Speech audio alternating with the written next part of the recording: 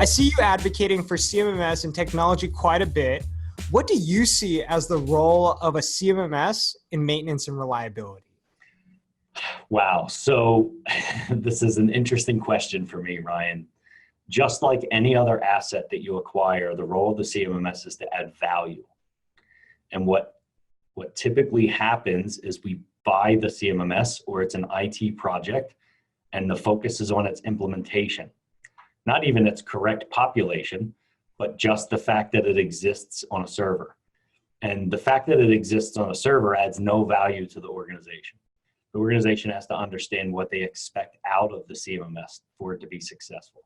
So I think that, the biggest issue I see with implementations of CMMS is not the vendor, it's not the design, it's not anything to do with anything other than understanding what you expect out of it and then driving towards that. People buy a CMMS and they say, we want to reduce downtime, but then they don't require downtime to be tracked anywhere in the CMMS. So you don't have the information to drive the results you're asking for.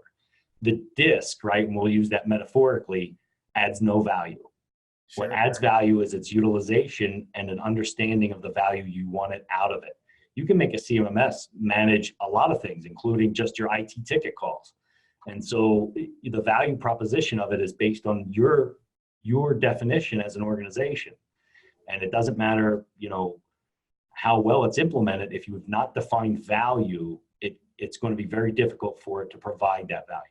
Absolutely. So George, what is that value that you see companies and your clients getting the most value out of a CMMS?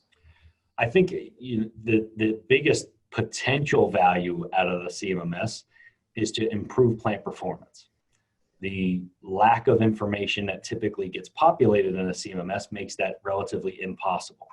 And so there's two real big value propositions of the CMMS. One is the efficiency of the workforce, right? And so it's about the planning the work, it's understanding your backlog, managing it well, scheduling it well.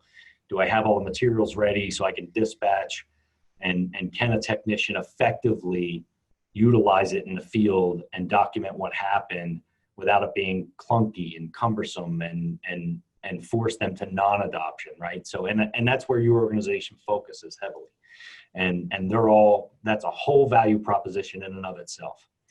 The other value proposition is in actually getting the value from the asset that sits on the floor. And that's a whole different world. Do you have the right PMs? Are they effective when they are implemented?